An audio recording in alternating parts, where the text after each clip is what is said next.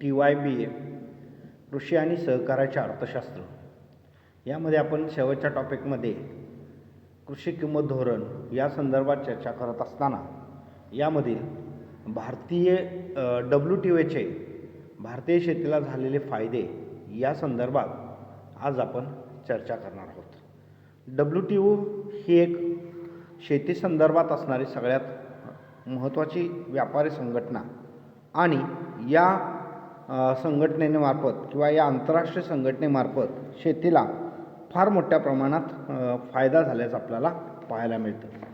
विशेष करून जर बघितलं आपण 1 जानेवारी 1985ला जगातील देशांनी व्यापार संघटनेच्या सभासद म्हणून एक सामंजस्य करार केला आणि त्याला मान्यता देऊन भारत हा जागतिक व्यापार संघटनेच्या स्थापनेमधील एक महत्त्वाचा देश म्हणून आजही भारताला या जागतिक व्यापार संघटनेमध्ये महत्त्वाचे स्थान आहे.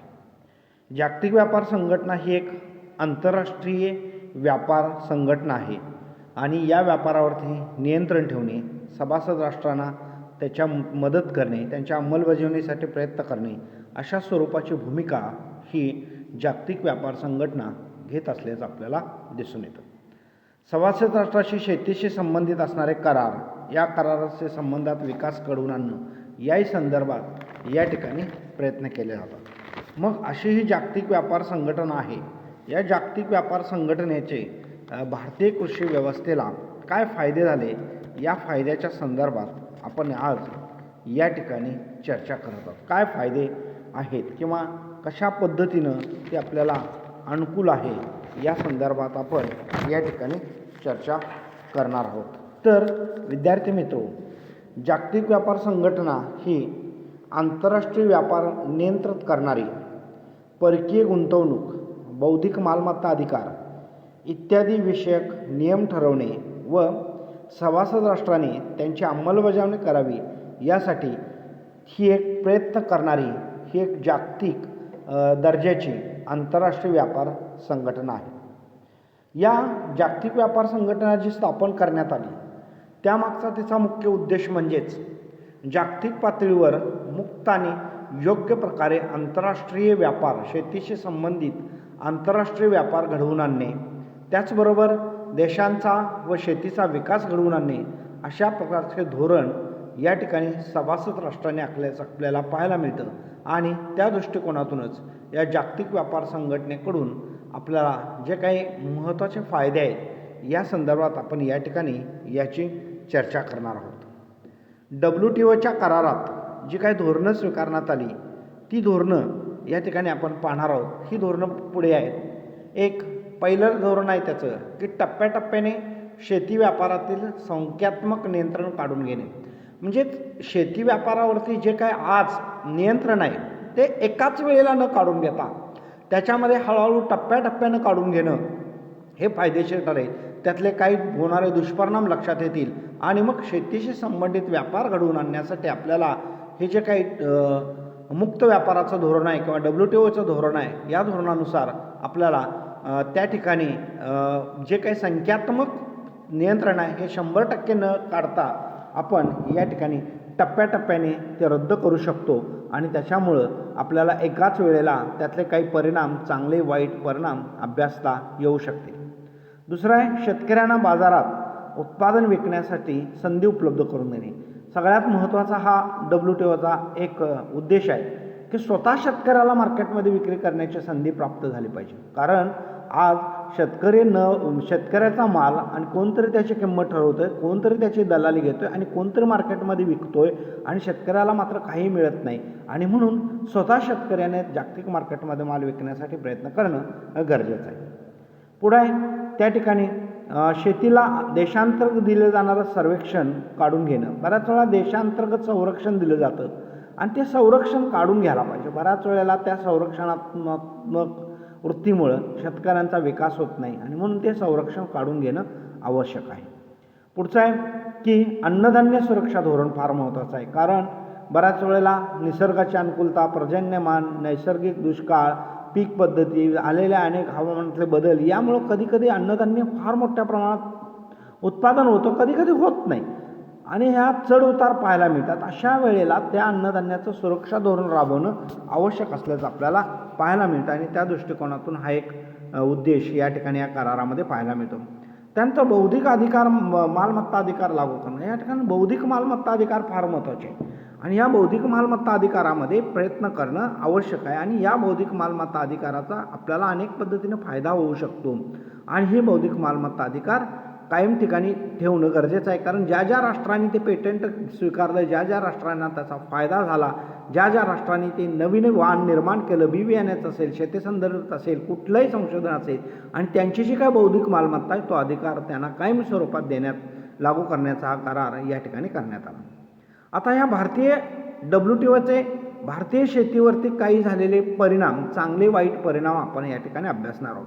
काही चांगले परिणाम आहेत. एक, शेती प्रक्रिया उद्योगाला चालना मिळाली. या ठिकाणी जी शेती प्रक्रिया उद्योग आहे या ठिकाणी या कराराचा हा एक चांगला फायदा झाला. कारण शेतीवर आधारित जे उद्योगधंदे आहेत आणि शेतीवर प्रक्रिया केली जाते त्या उद्योगांच्या दृष्टिकोनातून या ठिकाणी प्रयत्न केलेले आहेत आणि या कराराद्वारे अनेक प्रकारच्या शेती संबंधित प्रक्रिया उद्योगांच्या ज्या काय आवश्यक आहेत, जो कच्चा माल असेल, काही पक्का मालाची बाजारपेठ असेल, या संदर्भात जास्तीत जास्त प्रयत्न केल्याचं आपल्याला पाहायला मिळते. म्हणजेच शेतमाल प्रक्रिया उद्योगाला जास्तीत जास्त चालना देणे आणि प्रक्रिया उद्योगाला चालना दिल्यामुळे तिकडं रोजगार वाढतो, शेतीचा विकास होतो, शेतकऱ्यांना उत्पन्न मिळते आणि एक चांगलं चक्र पाहायला मिळतं आणि त्या चक्रातून एक आर्थिक विकासाची गती त्या ठिकाणी निर्माण होत असल्याने या प्रक्रिया उद्योगाला चालना एक फायदा आहे.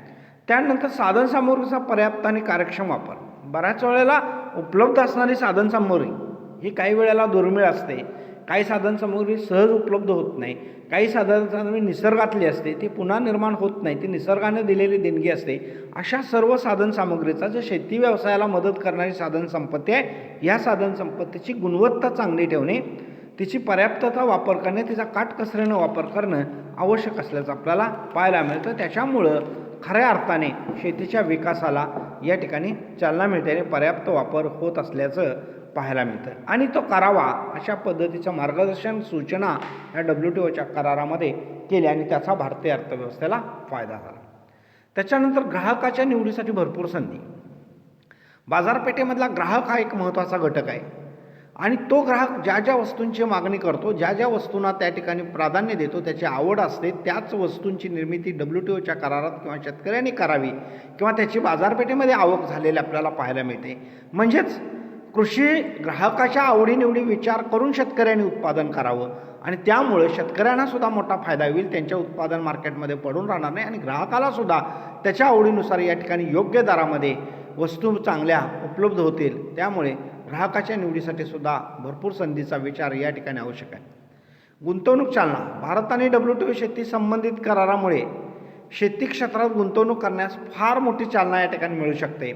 जागतिक करारामुळे गुणवत्तायुक्त शेतीमालास मागणी होते आणि मोठ्या प्रमाणात उत्पादन होतं आणि त्यातून गुंतवणूक वाढीस चालना मिळत असल्याचं आपल्याला पाहायला मिळते आणि त्यातूनच खऱ्या अर्थाने विकासाला संधी मिळत असल्याचं आपल्याला दिसून येते. संशोधन आणि विकासाला चालना. WTOच्या करारामुळे जागतिक बाजारपेठेत शेती क्षेत्राच्या आणि WTOच्या बाबतीत मालाला फार मोठ्या प्रमाणात मागणी निर्माण होईल.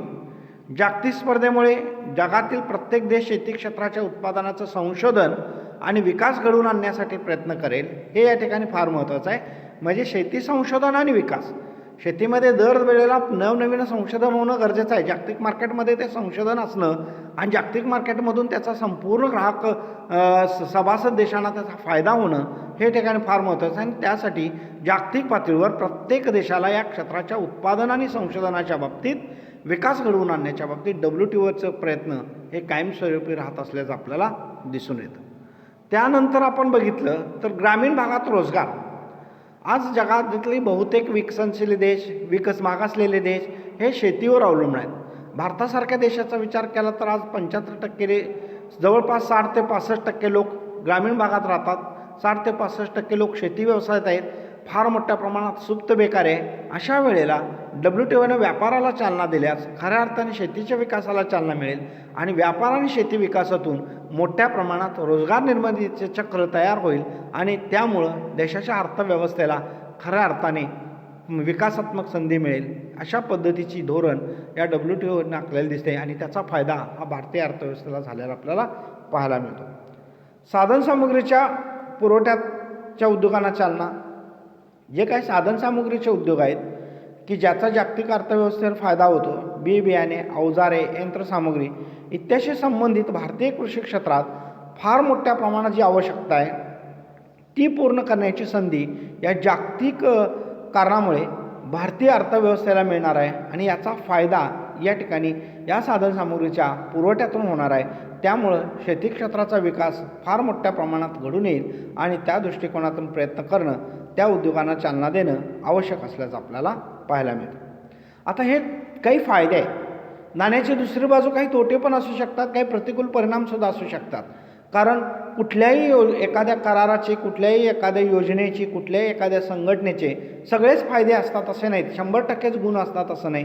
तसंच WTOचे जसे काही फायदे आहेत तसे काही दोष आहेत. पहिला दोष, विकसित देशांनी जागतिक व्यापार संघटनेच्या ठरलेल्या शेती कराराचा बऱ्याच वेळा दुरुपयोग केला. आता उदाहरणार्थ ह्या कराराचा खरा फायदा अमेरिकेसारख्या विकसित देशांनीच घेतला आणि कारण त्यामुळं त्यांच्या देशांच्या स्थूल उत्पन्नापैकी जवळपास 33% रक्कम शेतीवर खर्च करता आली. याशिवाय शेती उत्पादनाचं सदोष व्यवस्थापन केलं, शेती व पीकपालाचा फायदा घेतला आणि हा सगळा फायदा हा विकसित देशांचा जास्तीत जास्त झाला.